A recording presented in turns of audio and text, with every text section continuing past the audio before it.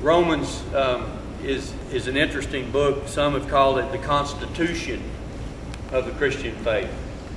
You know, it's like it outlines the faith almost, the belief in Jesus, from A to Z almost. It starts with peoples that have never heard about God in chapter 1, and goes on through discussing just what is this faith, just what is this belief in Jesus all about. And there's so many interesting things in there. You know what one of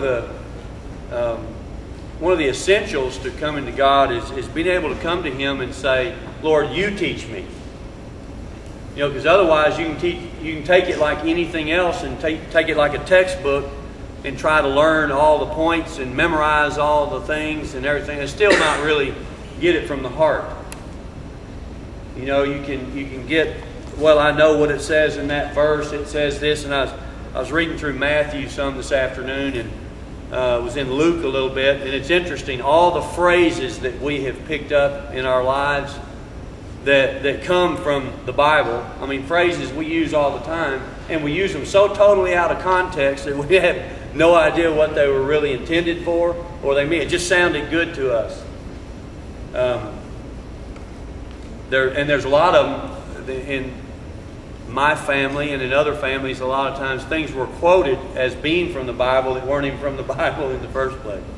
It was just something that sounded good, and sometimes it's good for a threat. You know, yeah, it's good for a threat. Try to get your behavior to do good.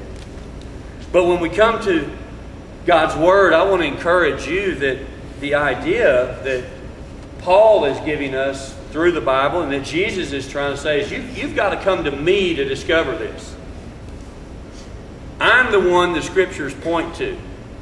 I'm the whole point of the whole thing. So come to me and ask me to tell you what it means. Don't take it like a textbook. Don't take it like a book on being a mechanic, you know, or something like that. But rather, come, this is a book of life, and how can you define life?